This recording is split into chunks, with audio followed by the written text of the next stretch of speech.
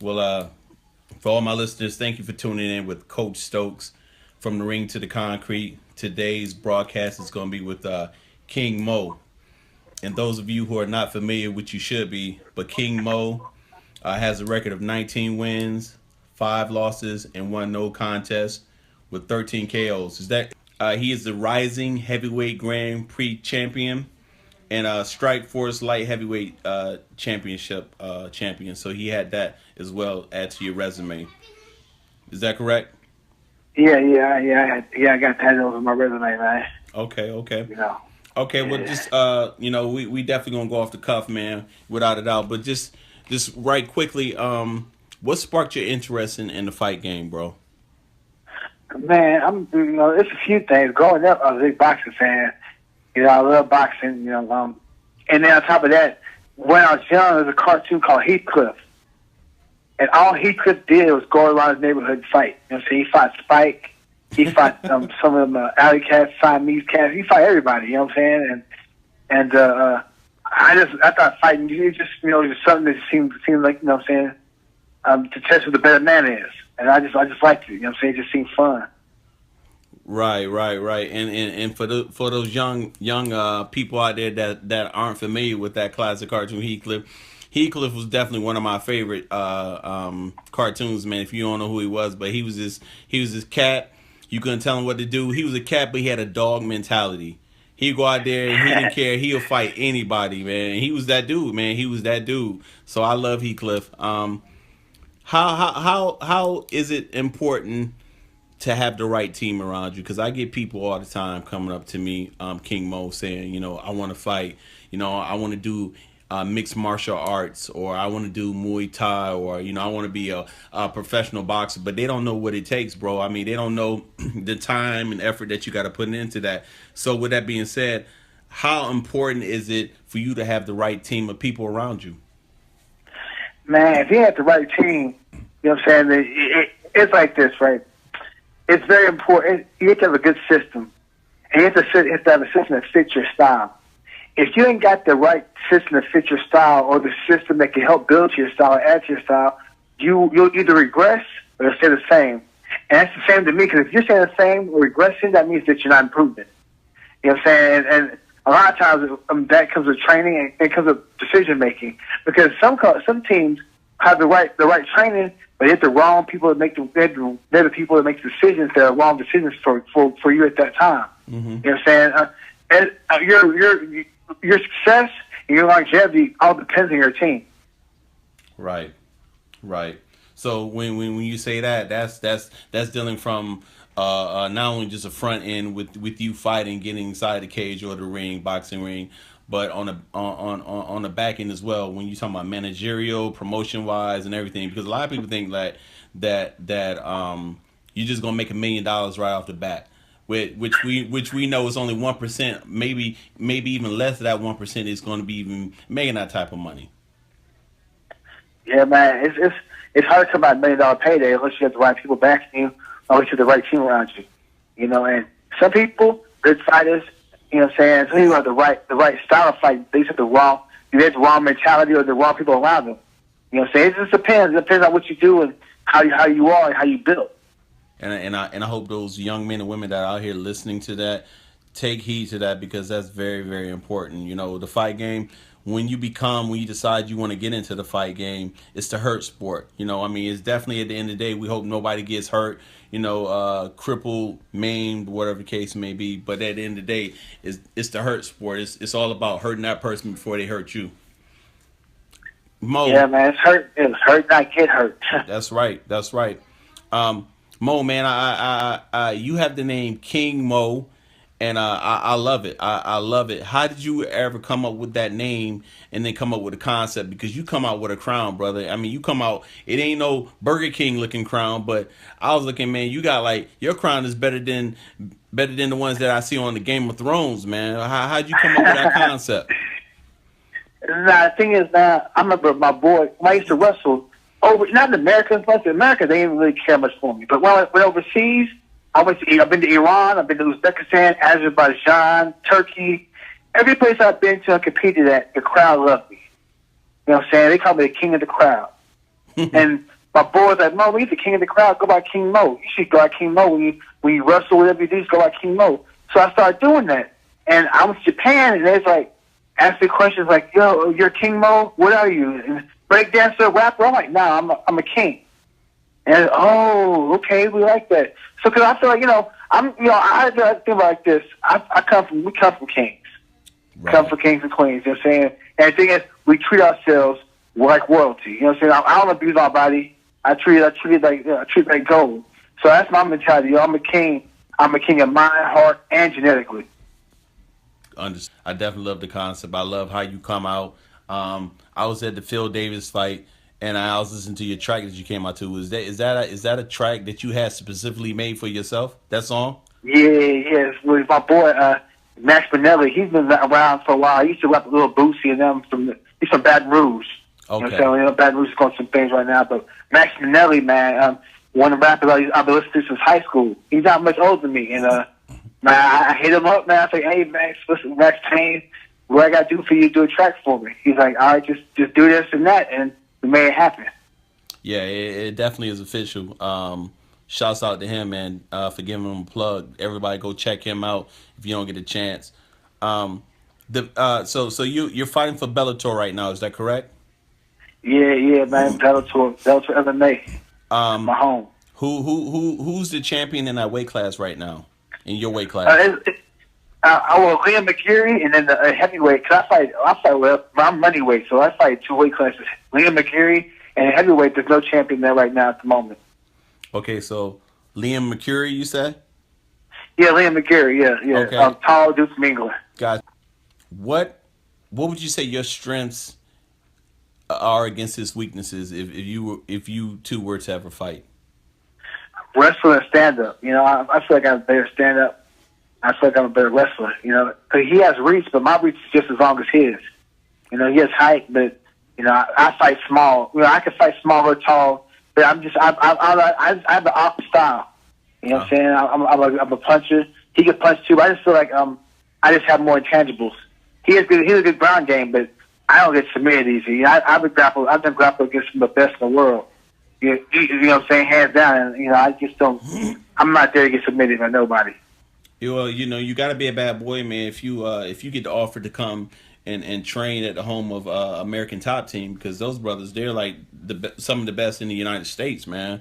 So you go up against the best of the best every day. Yeah, man. We bang it out, man. We train hard and train smart.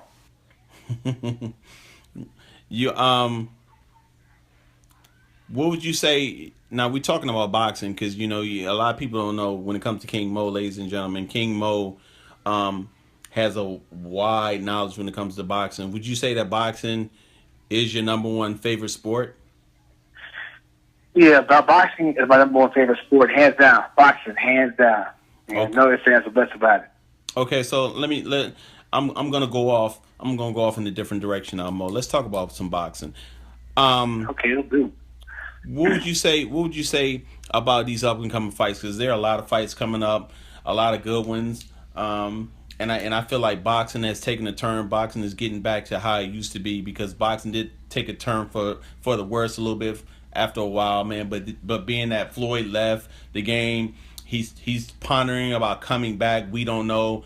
Some would assume he is, but you have a lot of great fighters out there. Like a couple weeks ago, Keith Thurman versus Sean Porter, which was a great fight. Boxing needed that, which happens at Barclays Arena. Now we got a fight coming up. What I believe it's either today or tomorrow, but Kovalev versus Chilemba. Yeah, Isaac Chilemba. Ivan Chilemba. Next weekend is going to be a great one. It's going to be Chris Arreola. I just spoke to a couple of days ago who's going to be fighting Deontay Wilder in Alabama, which I think is great because the state of Alabama is definitely known for football. Roll Crimson Tide, but he's bringing it down there. But what I have on my plate in my mind is the announcement that Gennady Golovkin, Triple G, just announced who he's about to get ready to fight, which is Kell Brook. What do you think about that fight? You know what? I commend Kell Brook for taking the fight, but I think it's stupid. I would love to see Kell Brook fight my boy my boy Dewey Cooper's fighter, Jesse Vargas, because it'd be more evenly matched. I just don't know. You know, I don't think we could do the Golovkin unless you watch Ron bigger than Golovkin, but I just don't see it. I think Golovkin walks through him. I'd like to see someone fight someone like Gilberto Ramirez or Badu Jack or Chunky. What's his name? James DeGale. I like to see them guys fight Triple G, or I might see Lara or Boo Boo, because Boo Boo can fight. Yes. Or I might see Lara or Boo Boo fight Triple G. You know what I'm saying? Just guys that give other people chances. But I just don't see what Kell Brook has to offer. Triple G, a lot of people saying, they're getting mad at Canelo because Canelo isn't fighting him. And you and I both know it's a business at the end of the day when it comes down to it. Because like I tell everybody, boxing is not like how it used to be back in the day. Boxers nowadays is all about their business. They don't want to leave away from the game not having anything broken, battered, or bruised up. You know what I'm saying? They don't want to walk. They don't want to be like that. So a lot of people talk bad about Floyd Mayweather, but I love Floyd because Floyd is all about his money. Floyd is all about, hey, you know what? It's not just about boxing, but you have a life after boxing. You have a life after the fight game. Triple G is gonna fight David Gale. This man is coming up 2 weight class. Excuse me, I'm sorry. He's gonna get ready and fight. Kell Brook. He's coming up 2 weight classes. Everybody was getting on Triple G. Everybody was getting on Canelo because Canelo fought Amir Khan. So really, does he have room for measure, room for talking? Because he's fighting a man that's lighter than him. It's kind of like a win-win situation when you think about when it comes to old boy that's about to get ready to fight him. Yeah, Kell Brook. Yeah, Kell Brook, because it's like if he goes up, he wasn't supposed to fight him. He wasn't supposed to beat him. If he makes a decent showing, people gonna say, "Oh wow, you know what? He made a decent showing. Wow, maybe he exposed some things about Triple G." Or if he beats him, he did something miraculously. So it's a win-win situation, and you think about it, he's gonna get cashed out. The fight is in England, correct? Yep, in England. Yep. Because I thought it was gonna be Chris Eubanks. I thought Chris Eubanks fight would have been a bigger draw. I think so too, but I think that what happened was Hearn must have did something. Somebody in Eubanks' camp must have pissed Hearn off. And Hearn was like, "Okay, well, that's who you want to play. When we make an example out of you," and he's like, "I'm gonna take this fight, give it to my other fighter," and Eubanks should get for playing within the rules. That's what must have happened. Bro, he's a big welterweight. He is, because when he fought Sean Porter, he's naturally bigger and muscular. Sean can fight with anybody, but Kell is a big welterweight. But I don't think he can. It's gonna be different when you talking about jumping up 2 weight classes, man, and you talking about fighting middleweight. A lot of people say that he walks around in that weight class, but it's gonna be hard. First of all, he can't fight on the inside, man. He has no inside game. Yeah, and that's why I feel like Jesse Vargas would give him issues, and that's why I think that Errol Spence would beat him, just for those reasons. That aggressive style coming forward. But the thing is, like, Sean Porter's aggressive, but Sean Porter's squared up a lot. With Errol Spence and Jesse Vargas, I feel like they're more persistent, and they have a higher solid punch output. Yeah. Because sometimes Sean Porter will smother his own punches. Yeah. You see Errol Spence and Jesse Vargas, their punch output is pretty decent and it's solid. You know what I'm saying? Quality punches. Yeah, because there's other fighters out there, like you say, he fought Sean Porter, Errol Spence, Jesse Vargas, of course, Keith Thurman's out there. There's a lot of other oppositions that he could fight, but I figure, you know what, go up, I'll fight Triple G. If I lose, I still got my title, and I can go down and I can fight these other people. Weren't you the one that told me, is really trying to get his name out there more? We gotta get his name out there more. Cause think about this, right? They're like, "Oh man, this guy has some nuts." He went out there and fought a guy 2 inches higher who's a killer, undefeated, and at least he took it. But I think they try to get his name out there more. But at the same time, he's trying to save a spot, because if you look back at Jesse Vargas, people. No, I'm interested to see what they're gonna go ahead and do. Regarding another fight, which is coming up, which is going to be next weekend. It's going to be Chris Arreola versus Deontay Wilder. How do you figure that that's going to pan out? Man, I think it'll be a better fight than what people expect. I think Ariel's gonna take chances. I think Ariel gonna jab his way in like Severn should have. I think Ariel will throw more punches Jermaine Severn should have. Ariel has a decent chin. It's just that he has to keep his head moving. He wants to keep his head moving. He's gonna be out for the count. I think it just depends, man. Because I've seen Ariel in shape and he's looked good. I've seen him out of shape. He looked bad. It depends on how, I thought that Deontay would stop him. And I still think he could. But it depends on what Arreola gives us. Yeah. What Ariel, what he comes in at weight at, how he looks, if he's motivated, who he's training with, where he's training. Because if he's training in Inland Empire, you know what I'm saying? What's that kind of called? Riverside. He ain't gonna chalk that up. If he's training in Riverside, I don't think he's gonna be nothing. I think he's gonna be the same Ariel we've always seen because he's been around the people.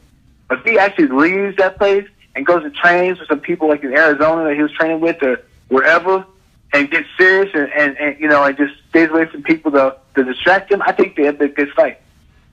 Well, I did a podcast with Arreola Chris a couple of days ago, man, and I learned a lot from him because that was one of the first questions I asked. I said, what's the Chris Arreola that the people are gonna get, because you come in different forms and fashion, and he said in the past I was always distracted with other things. He said the times previous when I fought for the world title, Mo, he told me, he said I was distracted. He said, believe it or not, I was worried about if I'm gonna get on Jimmy Kimmel, if I'm gonna, what's gonna happen, I'm gonna be the heavyweight champion, the praise they're gonna give me, all types of things.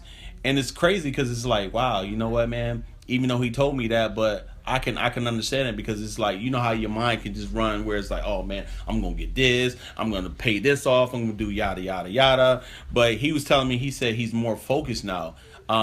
There's no pressure on him. He feels like all the pressure's on Deontay going into his backyard. Yeah. We've seen Deontay fight in the past where he's at home and the pressure does be there. He can do things. He can't do things where it can jeopardize, his boxing capabilities, like crowd himself up or get to the point where it's like, what, he loads up on his punches and he gets reckless and he forgets all about his defense, things of that nature. And like you said, Chris is the smaller, shorter man, but Chris is compact and Chris is gonna go for broke. Chris is not afraid. Chris is gonna throw, man. That's one thing about him. He's gonna go out on his shield regardless. Yep. I think that it's gonna be a fight. John, he's gonna have to fight more composed. He's gonna fight this. And I think Arreola, it's gonna be contact styles. Like you got the guy that's long and lanky, fighting the outside, fighting long. Then you have the guy that's rugged, shorter, and has good output, fighting up, trying to get the inside. It's gonna come down to who's gonna implement their will better. It's gonna come down to who's gonna make the first mistake. It's going to come down to Arreola's conditioning and his head movement. It's going to come down to Deontay Wilder if he can stay disciplined and not try. The two best, let's go ahead and, knock everybody else out because, it is what it is, man. It's either black or white. It's either going to be Andre Ward or it's going to be Kovalev. When it comes down to them, they both have fights coming up and then they're going to fight each other after that. I want to know how is it going to be, what King Mo's thing between that fight between, Sergey Kovalev and Andre Ward, the two best fighters out there right now. No, well, you go first, cause I know what you think, but I want to do that argument. You go first. I'm gonna discredit all your stuff. Watch. Go ahead, break it down. No. You know what? I'm not on anybody's side, bro. I remember seeing Andre. When he won his first national tournament, open tournament in it wasn't Colorado Springs that year. They had to move it to Pueblo, Colorado because they had a storm that was so bad. So I remember beating him. He beat one of my homeboys, man, Julius Fogel, in the finals from the Army. So I remember this kid coming up, man. He was smooth boxing, man. Couldn't nobody touch him. He's like, man, where the hell did this kid come from, man? And it's like Oakland, California. Oakland, really? Yo, Andre is smooth. I'm not. This is all I'm going to say. Andre, if anybody can beat Kovalev decisively, it's Andre Ward, without a doubt. without a doubt. The only thing in my mind is that Andre has not been active within the past 4 years, and we know because being injured or promotional issues, things of that nature. But when it comes down to it, at the end of the day, I think Andre will win. I think Andre will win. Because Sergey is he's a train man. He's gonna come at you. He's gonna come at you hard. But I just hope Andre, and I think he will, and I think his trainers will have him prepared.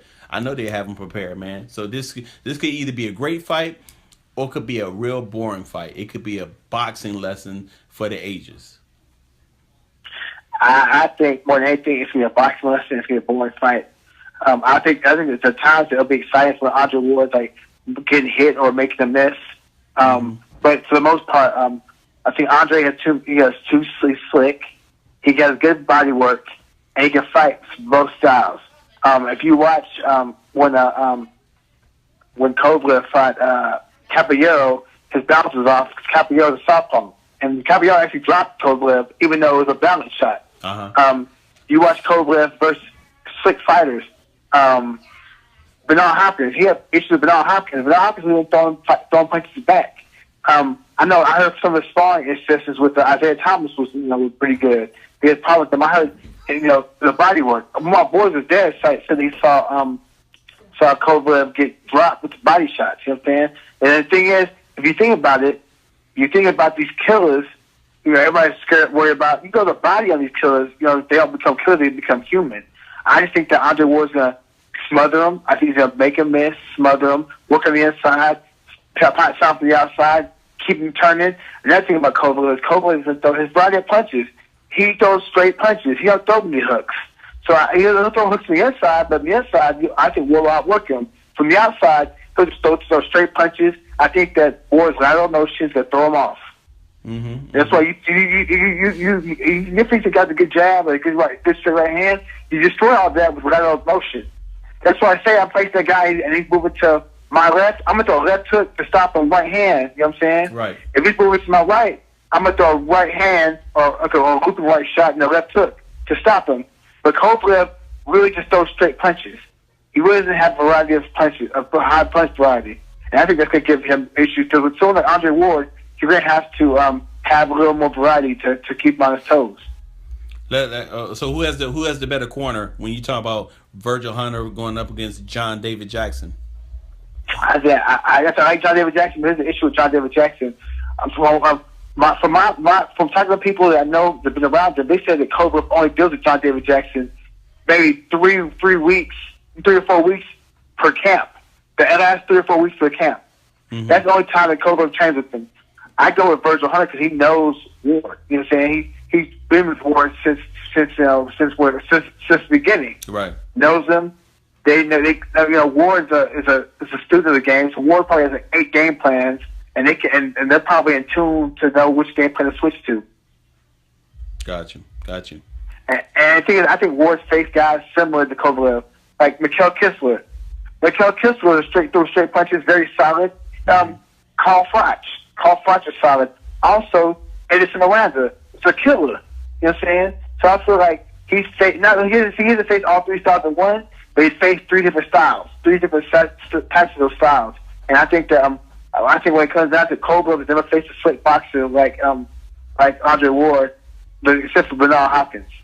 And Bernard Hopkins ain't slick; he's more technical than slick. Bernard Hopkins became slick in that fight, but he's more of a technical fighter. Where if you look at Kovalev's opponents, I think actually Campillo is the only person that has a little slickness in him.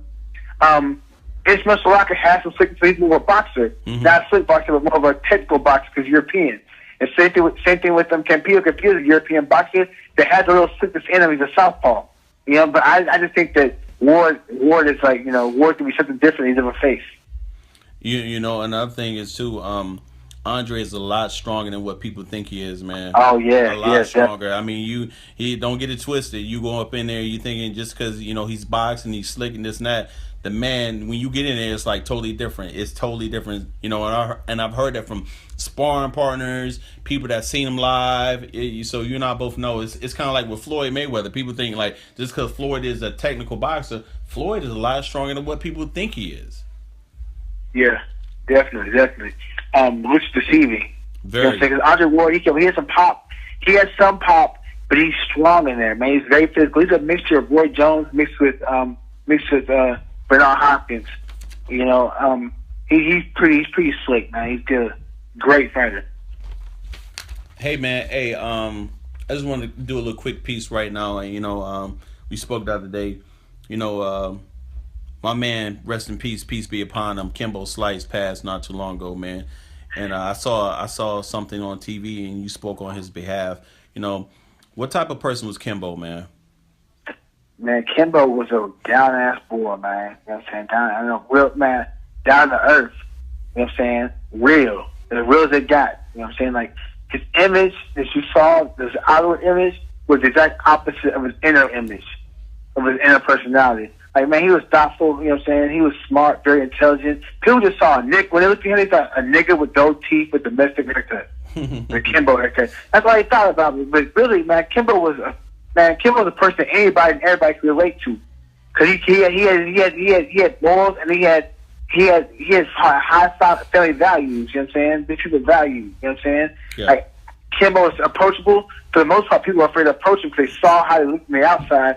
But Kimbo, if you approach him and talk to him, he could talk to anybody, man, and break off some good knowledge. Now, it's just crazy. I'm gonna miss Kimbo, man. He was a good dude, man. It's just crazy. People they underestimate him. You know what I'm saying? He's a true American dream. He came from nothing, made himself something through hard work and fight. He literally fought for what he wanted and made it happen.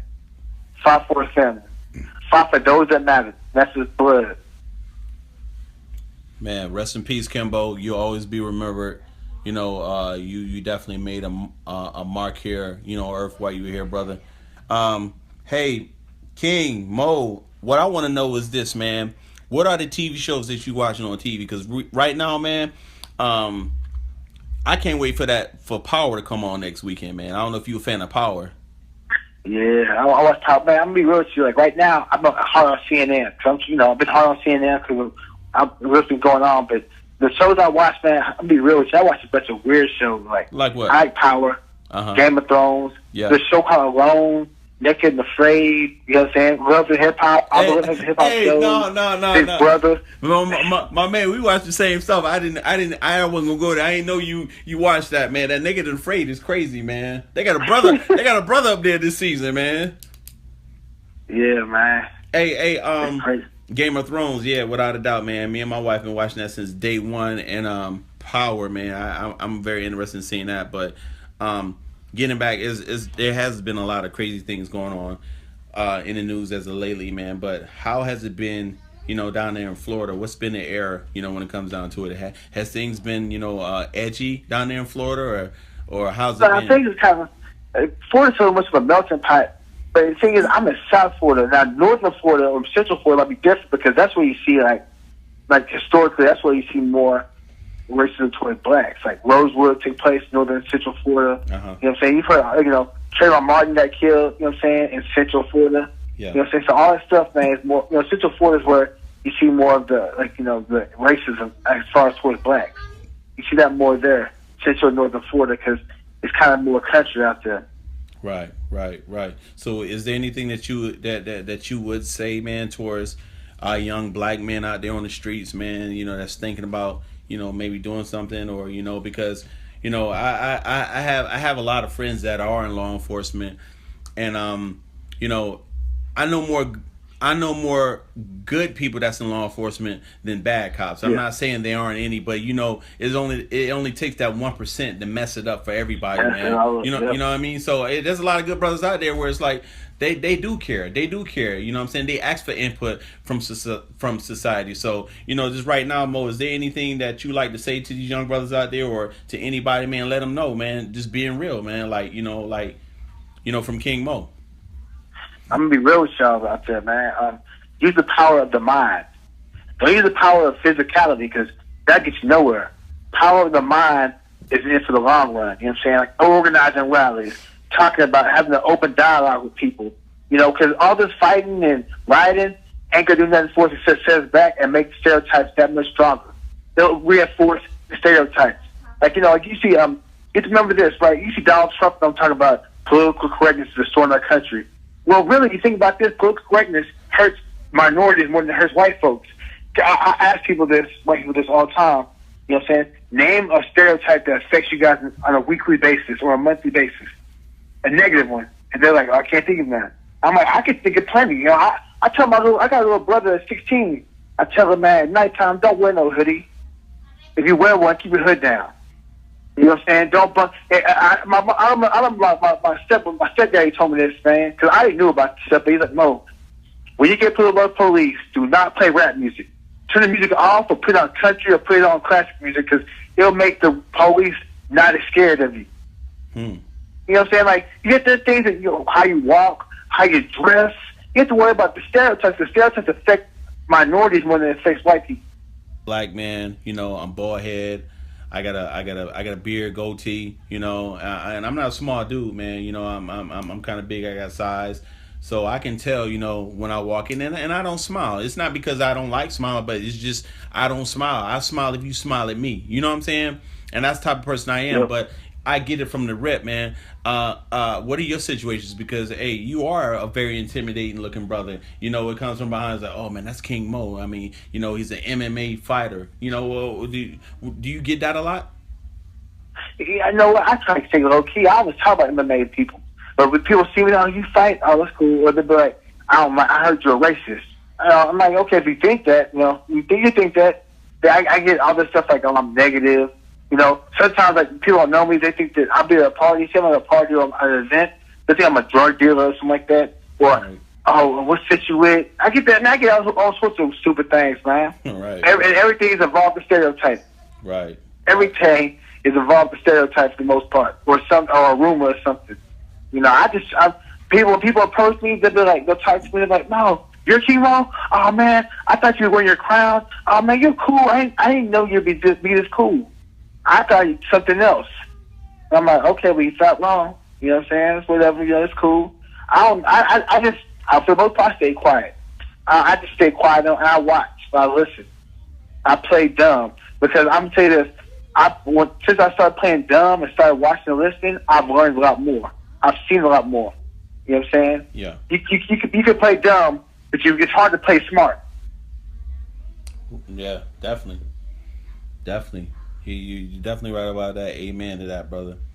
Well, Mo, man, I really appreciate the time that you share with me. And brother, we always talking boxing, man, and you do know boxing. You know the game. One more thing. I do want to ask you, and that is how do you want to be remembered when it's all said and done?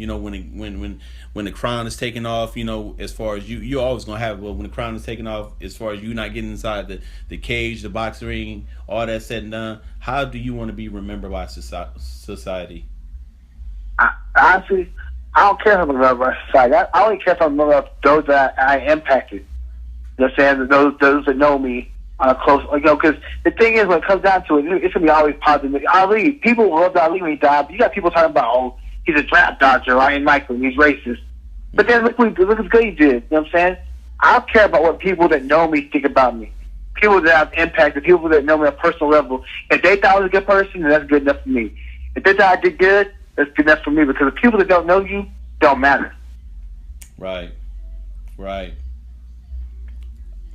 Well, ladies and gentlemen, you heard it live. This is Coach Stokes from the ring to the concrete with King Mo Lao.